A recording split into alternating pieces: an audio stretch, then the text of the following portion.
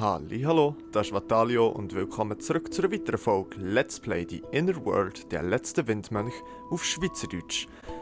Okay, wir haben hier in der letzten Folge eigentlich schon alles eingefügt für einen Fernsprecher, sozusagen für das Dosentelefon. Und das heisst, wir können jetzt mit dem Bär von Laura, so viel weiss, schon kommunizieren. Schauen wir doch mal, ob das funktioniert. Hallo. Mama Dola.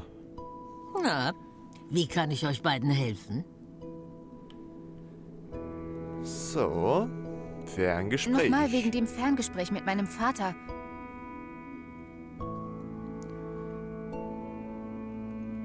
Können wir loslegen? Reminepo. Ich rufe dich an. Reminepo, genau. Okay.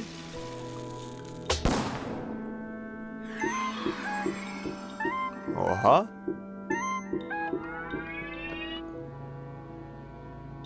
Hallo?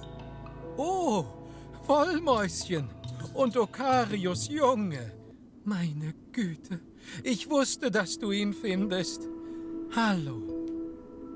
Hallo, wie geht's euch? Reminepo, alter Freund. Kein Tag gealtert, seit ich dich gezwungen habe, die Basilen für mich zu bauen. Danke der Nachfrage. Gut.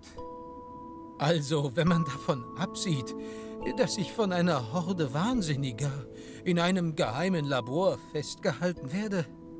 Emil glaubt wahrscheinlich, ich könnte dem System noch nützlich sein. Hast du ihm erzählt, dass Conrad dich damals gezwungen hat, die Basilen für ihn zu bauen? Mehr als einmal. Aber er glaubt mir kein Wort. Er will mir nicht glauben. Ich werde ihm ein Beweisstück bringen. Dann muss er uns glauben. Meine tapfere kleine Wollmaus. Papa, ich hol dich da raus. Sind sie zumindest gut zu dir? Danke. Ich kann mich nicht beklagen. Naja, mein Rücken macht wieder Probleme. Die alte Der Leier, Rücken. aber Immer was will man gleich, oder? machen, nicht wahr? Habt ihr schon mal Nektarinsäure ausprobiert? Ich habe gelesen, wenn man eine Creme aus dem... Falscher Zeitpunkt. Papa, ich habe hier ein Problem. Es geht um einen Basilen. Ja? Ich muss das Ding wieder zum Laufen bringen. Ich habe das Startmodul eingesetzt, aber ich habe den Spruch für die Sprachsteuerung vergessen.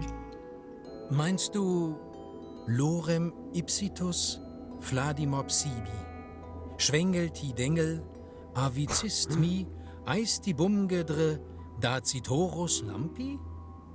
Sehr wahrscheinlich wird es das Wie sein. konnte ich das vergessen? Danke, Papa. Wie konnte ich das Kein vergessen? Thema. Oh Gott. Und wie geht's euch beiden so? Bekomme ich demnächst mal Enkelkinder? Tschüss, hab dich lieb. Bis bald. Okay. Dann kann ich den Spruch von meinem Vater ja gleich auf die Muschel sprechen. Lorem ipsitus fladimopsibi, Schwengeltidengel, avicistmi, aistibum gedre, dacitorus lampi. Okay. Das heisst, in dem Fall jetzt als Hack die Memo-Muschel einsetzen. Und zwar hier. Okay, das müsste funktionieren. Und wir sind Basil, so mach weit. dich flugbereit.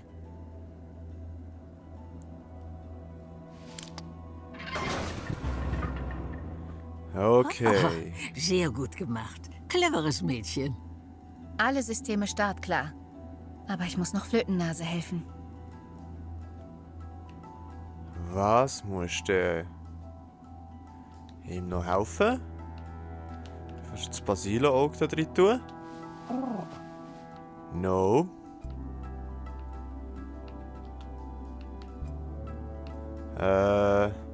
Nasenschoner. Okay. Was müssen wir denn jetzt dem Robert noch helfen, da ins Tor reinzukommen auch irgendwie? Können wir mit dem Basil interagieren? Der Basil ist startklar. Okay. Basil. Nein, danke. Ich habe noch blaue Flecken vom letzten Mal.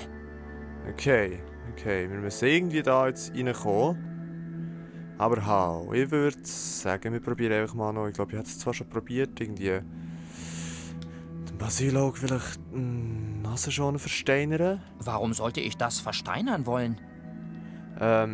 Chili-Kiste versteinern? Warum sollte ich das versteinern? Okay. Ja, der Grund wäre gewesen, mein Gedanke, vielleicht hätte man dann die Kiste, wenn sie aus Stein ist, wäre gewesen, am Boden schießen und dann wäre sie so aufgegangen, aber das funktioniert irgendwie nicht. Ja, was machen wir jetzt? Rätselhilfe! Öffne das Tor bei Mamadola, um zum letzten Windmönch zu gelangen.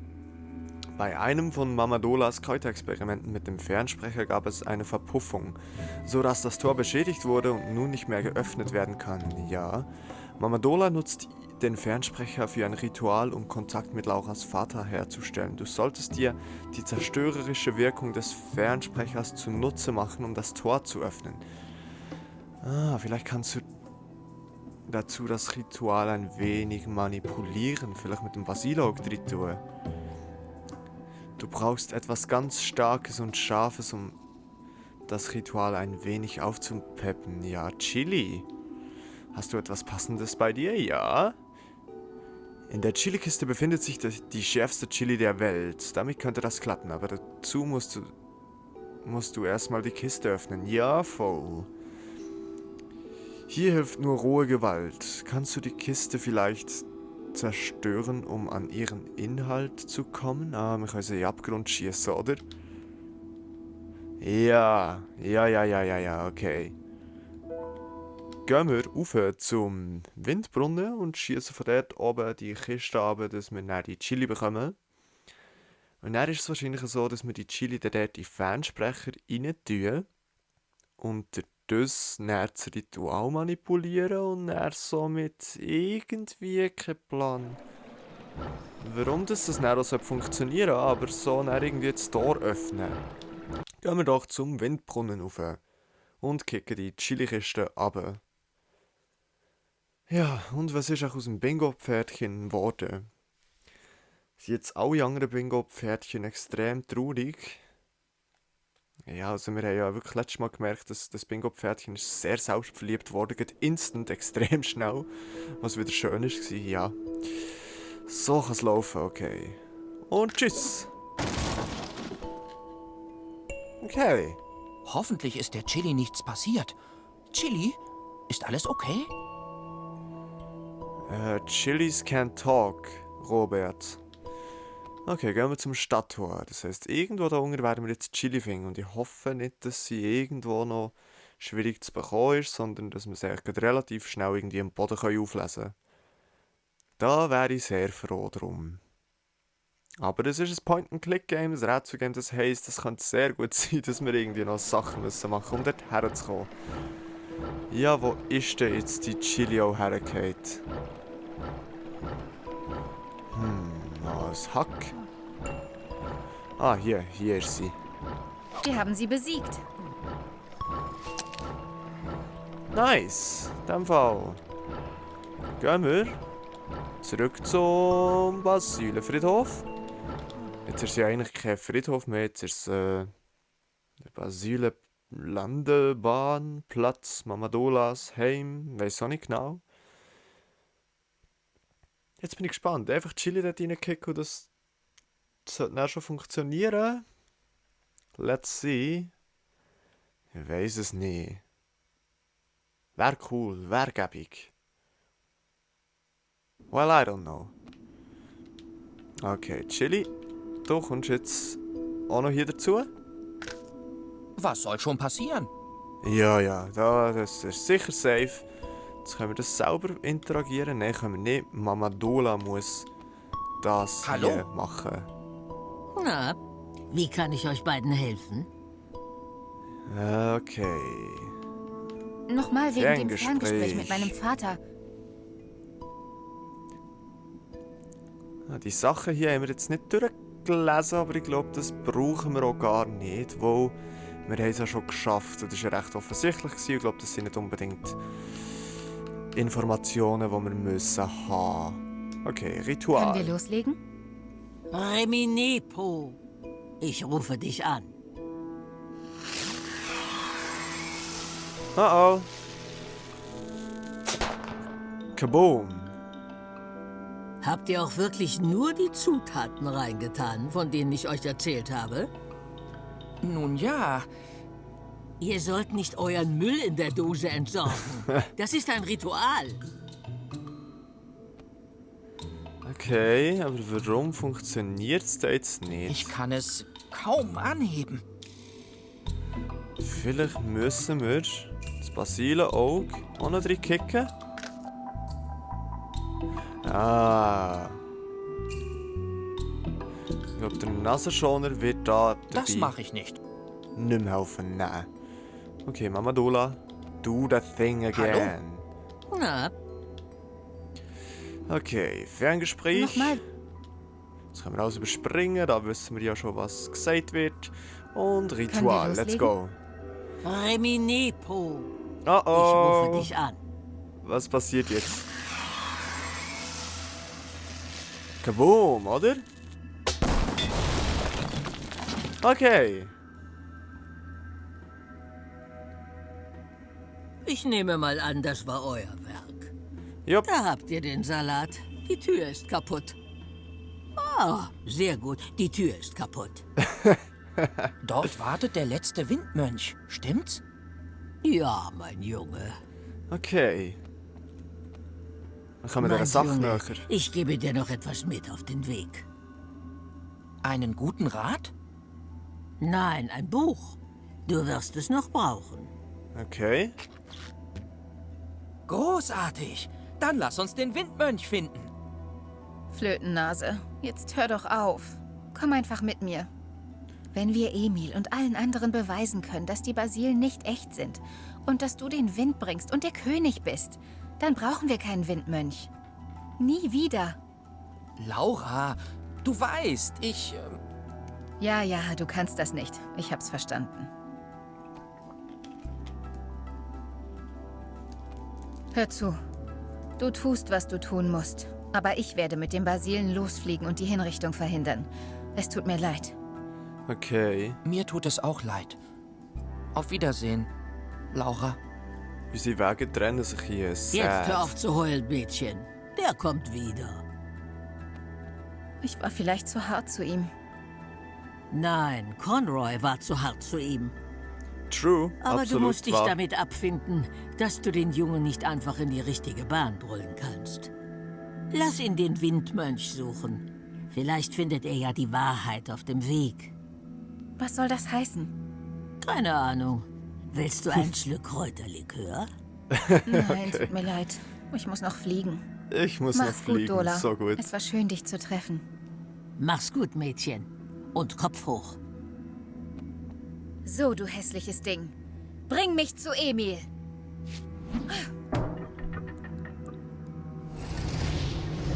Hui. Okay. Jetzt bin ich gespannt, ob wir als Robert oder als Laura sind. Als Laura bei Emil oder als Robert in dem Tor. Ich habe das Gefühl, eher Robert. Oh, so cute. Hier ist also der sagenumwobene Ort, an dem sich der letzte Windmönch aufhält. Habe ich mir Okay. irgendwie sagenumwobener vorgestellt. Nun ja, die Realität ist der erklärte Feind der Fantasie. Ist es der Moment, Frosch? dich Ja. kenn ich doch. Ja. Der Schroff. Ah, Schroff, nicht Frosch. Meine Güte, Sie sind es, Robert. Wie lange ist das jetzt her? So gut. 3 Jahre bestimmt. Oh, ich wusste, dir geht es gut. Aber was soll man auch von dem tödlichsten Tier Asposiens erwarten? Ach, wie schön, ein vertrautes Gesicht zu sehen. Ich würde dich ja umarmen, aber Ja. würde ich eines qualvollen Todes sterben. Was? Dann würden Sie eines qualvollen Todes sterben. Okay. Der Humor, okay. Okay, zuerst jetzt mal da schauen. Wir haben da die Sprache der Fifi bekommen. Was ist das? Die Sprache der Fifi. Warum hat sie mir das nur mitgegeben? Okay, können wir das irgendwie mal interagieren mit dem? Das ist ja hohl. Oh, und da war etwas drin versteckt. Okay. Und was denn genau? Guck. Das war in dem Buch von Mama Dola. Wofür das wohl gut ist? Können wir mit dem auch interagieren? Ich kann hier so Rädchen verstellen. Aber wenn ich reingucke, ist es einfach nur dunkel. Okay. Es braucht irgendetwas, was wir rein tun, dass wir dann umschauen können. Okay. Wir haben hier ganz viele neue Sachen. Würde ich doch sagen, fangen wir an, bevor wir mit den Schroffs reden. Schroffkinder an. Okay, schauen wir mal. Zehennägel. Können wir die mitnehmen? Die können wir mitnehmen. Die Kralle ist ganz schön scharf. Ja, schon vom tödlichsten Tier von ganz Asposien. Eine Tafel. Können wir auch mitnehmen. Ein Tümpel. Puh, der Tümpel stinkt ganz schön. Dann gehen wir da auch gescheiter nicht drin baden. Okay. Okay, jetzt hat es fast gehabt. Dort ist nämlich noch da. Schweinsfliege. Eine Schweinsfliege. Sie scheint den Gestank des Tümpels zu mögen. Impertinente Biester. Die einzigen Lebewesen, die gegen Schroffsekrete immun sind. Schauen wir mal noch den Höhleneingang an. Nein, da geht es doch zurück zu Kapitel 4. Da möchte ich nicht nochmal hin. Kapitel 4, okay. Die 4. Wange ist durchbrochen worden. Nein, da geht es doch zurück zu Kapitel 4. Okay. Schleimstelle. Da lasse ich lieber die Finger von. Wenn wir etwas mit der Schleimstelle anfangen? Da ist noch etwas Schroffsekret am Felsen. Die Spur führt hoch in die Berge. Okay. Dort geht es näher zur Nebelsenke und dort geht es zum Ausblick. Okay, da hat jetzt noch so eine Tafel, Schild.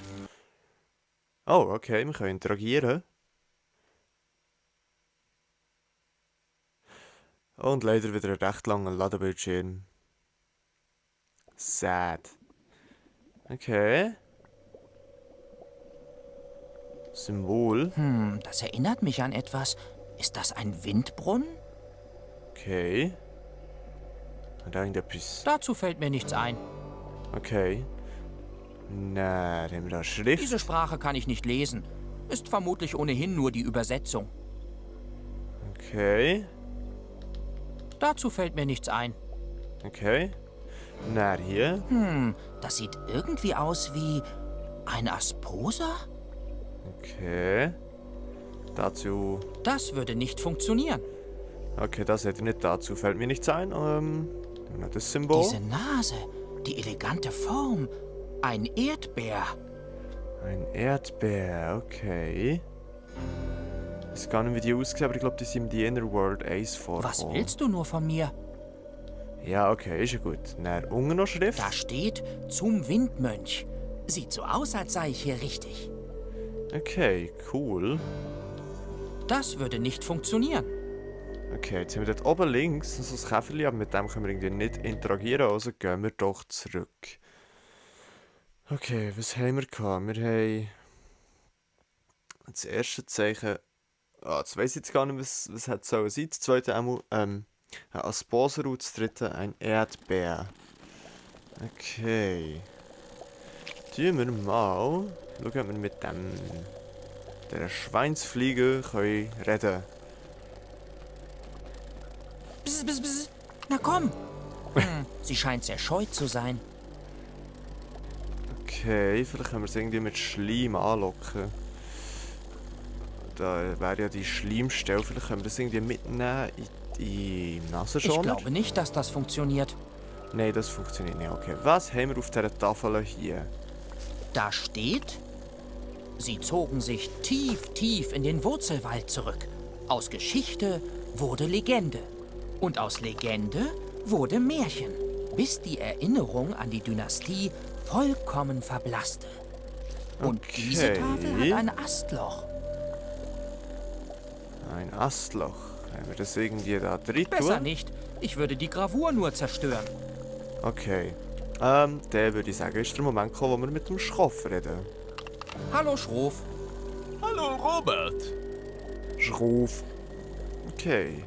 Familie. Das sind ja niedliche kleine Schroffs. Die sehen aus wie kleinere Versionen von dir. Oh, vielen Dank. Das könnte durchaus daran liegen, dass es meine Kinder sind. Oh, wie süß. Ja, mit der Ja, Schroffeline. ich muss sagen, es erfüllt mich mit Stolz, zu wissen, dass ich unsere Welt um ein paar intellektuelle Amphibien erweitert habe. Aber lassen Sie sich eines gesagt sein, mein junger Freund. Kinder zu erziehen ist nicht so leicht, wie alle sagen. Ach so, ich dachte, es reicht, wenn man sie in ein Loch sperrt und gelegentlich rausholt, um ihnen Angst zu machen. Okay, I see. Das war Das ist dem zumindest Robert Conroys passiert. Methode. Ja. Oh, nicht doch. Ich habe da eher einen intellektuellen Ansatz. Wir rezitieren Gedichte, lesen Zeitung. Ich lasse die Kinder sogar Dynastielieder von den Flötennasen singen. Ich würde ihnen ja gerne eine Kostprobe geben, aber meinen jüngsten Lukas kann ich irgendwie nicht finden. Okay. Oh nein. Ja, ich bin ganz krank vor Sorge. Das heißt, wir müssen den Lukas finden. Toll. Aber braucht man zum Familiegründen nicht auch eine Mutter? Die hatte ich tatsächlich. Vielleicht kennst du sie ja. Saß allein vor dem Eingang der Dynastie. Das Schroffeline? wird Schroffeline sie. Und das war ihr Name. Ja. War? Sie Oh. hat mich verlassen, um Sängerin zu werden. Ich hätte es wissen sollen.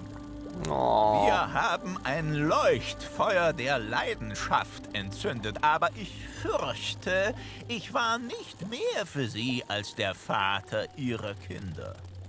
Das tut mir leid. Und, Aber sie hat mir die hier hinterlassen. Die großartigsten Geschöpfe, die sich ein Schroff nur wünschen kann. Oh. Wir haben es ja ewig versucht, aber am Ende haben wir ein paar Wirte gefunden, um die Kleinen auszubrüten. Habe ich dir jemals erzählt, wie Schroffs geboren werden? ja, Nope. sie platzen aus Köpfen. Was? Sehr gut. Aber Was? habe ich dir auch mal erzählt, wie sie gezeugt werden? Oh oh. Ich bitte dich inständig, es nicht zu tun. Wo wir TMI. gerade beim Thema TMI. sind. Wie geht es denn Ihrer Gemahlin? Welche Gemahlin? Das grün bejackte, ungehobelte Großmaul, mit dem Sie beim letzten Mal unterwegs waren. Oh, du meinst Laura? Genau die. Lebt sie noch oder hat sie sich endlich mit dem Falschen angelegt? Boah. Ach, wir gehen gerade getrennte Wege. Also ich bin hier und sie müsste irgendwo da hinten sein. Ich verstehe. Okay. Windmönch. Weißt du zufällig, wo ich den letzten Windmönch finden kann? Ist das diesmal deine Mission? Ein interessantes Leben, das du da hast. Ich wünschte, es wäre weniger interessant. Nun ja, ich weiß, dass sich irgendwo da hinten ein Kloster in den Bergen befindet. Okay. Bist du sicher? Sind Schrofe tödlich? Und wie? Okay, irgendwo ist das Kennst du das Kloster. Kloster? Ich war noch nie da, aber ich hörte Geschichten. Eine verrückte Alte hat Findelkinder zu Mönchen erzogen. Kein guter Ansatz, wenn Sie mich fragen. Dabei konnte ja nur Quatsch herauskommen. Mamadola wahrscheinlich? Okay, Das Schweinsfliege. Tier da hinten. Was ist das? Theo? Die gemeine Schweinsfliege, auch als Flietüt-Pöperö bekannt, ist ein selten Flietüt-Pöperö. vorkommendes Insekt aus der Familie der Moorsummer. Sie besteht zu 86% aus Nase und zu 14% aus Flügeln. Sie ist für alle Lebewesen unverdaulich und als einziges bekanntes Tier immun gegen Schroffs. Sehr Okay. gut, Schatz. Papa ist stolz. Dafür bekommst du einen weiteren Tag lang meine Liebe. Was wäre Okay. passiert, wenn er falsch geantwortet hätte? Theo? Dann hätte ich mir Papas Liebe wieder neu verdienen müssen. Oh. Niemand mag Versager. Sehr gut. Dafür bekommst du noch einen Tag. Juhu! Oh no, arme Theo, okay. Sie sieht aus, als würde sie irgendwas suchen. Ach, diese Biester schnüffeln überall herum. Was bei einem Tier, das zu 80% aus Nase besteht, äußerst unangenehm ist. 86%. Sie bestehen zu 86% aus Nase. Theo, du weißt, was passiert, wenn man Papa korrigiert. Dann stirbt irgendwo ein Wollmausbaby. Okay, aber Schroff, stehst du nicht was? zu 96% aus Gift? Ein Gift, das jedes andere Tier umbringen würde. Aber diese Mistviecher besitzen die Unverfrorenheit, dagegen immun zu sein. Okay. Lied von Ihr der könnt Kinder? richtige Dynastielieder singen? Ich kann es nicht singen, solange Lukas nicht da ist. Okay. Aber ja, ich habe unten im Tal eines aufgeschnappt. Meine Kinder lieben es. Lukas, der ist in dem Fall Wo irgendwo. könnte der kleine Lukas denn sein? Wie lange ist er denn schon weg? Ach, er könnte überall sein. Andauernd haut der Bengel ab. Seine Brüder und Schwestern sind da ganz anders. Theo, Josephine und Ödema sind ganz brav, seit ich sie an ihren Steinen festgeklebt habe. Oh, damit erübrigt sich die Frage, warum er weggelaufen ist. Genau. Wissen Sie, es ist ja nicht so, als hätte ich es nicht versucht. Aber das Kind transpiriert. Er kann sich unsichtbar machen? Nicht ganz. Er schwitzt stark. Deswegen ist von ihm auch nicht mehr als ein Schweißfleck übrig. Na fein.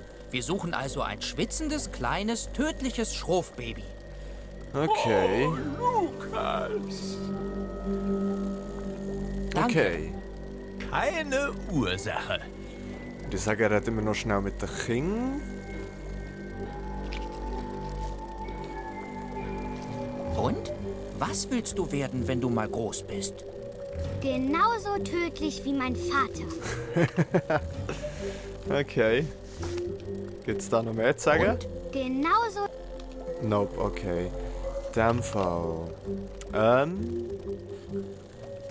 Geht's jetzt entweder zum Ausblick oder zu einem Nebelsenke. Ich würde sagen, wir gehen mal zum Ausblick auf. Wir brauchen auch eben den Lukas sicher wieder finden. Das ist wahrscheinlich eine der Quests jetzt hier. Irgendwie die Steittafel dort entziffern wird wahrscheinlich eine andere Quest sein.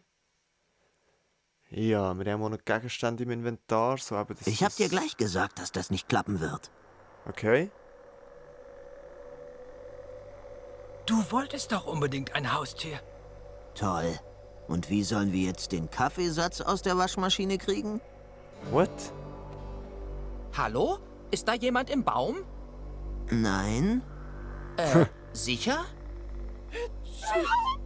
Psst. Du lässt uns noch auffliegen. Okay. Verdammte Pollenallergie. Das sind ja Du wolltest ja Flirtennasen. unbedingt, dass wir uns in einem Baum verstecken. Seid ihr Flötennasen? Ich bin auch eine. Ihr müsst euch nicht vor mir verstecken. Okay. Wenn du eine Flötennase bist, wie ist dann dein Name? Vielleicht kennen wir uns ja. Also, wenn wir auch welche wären. Okario, irgendwas, Boe, der, Dritte. Robert, du bist Robert. Nope. Oho, Entschuldigung, Euer Majestät. Hätten wir gewusst, dass ihr es seid? Dann hätten wir das gute Porzellan rausgeholt. Wir Sie haben gar glauben kein mir nicht, Porzellan. Du hast gestern die letzte Tasse runtergeschmissen. Ja, einer der vielen Nachteile, wenn man in einem verdammten Baum lebt. Hab ich dich gezwungen, hierher mitzukommen? Du hast gesagt, du wolltest mich dabei haben. Ich vermisse Laura. Oh, Robert. Okay, sie glauben mir irgendwie nicht und wahrscheinlich müssen wir sie dann dazu bringen, uns zu glauben, dass wir Okario Boe der Dritte sind. Aber ich würde sagen, das machen wir dann erst in der nächsten Folge, wo wir sich bei einer guten Länge ankommen. Ja gut, und dann würde ich mich in diesem Moment bei euch verabschieden und sagen, merci vielmals fürs Zuschauen, habt Sorge und bleibt gesund und bis zum nächsten Mal. Tschüss!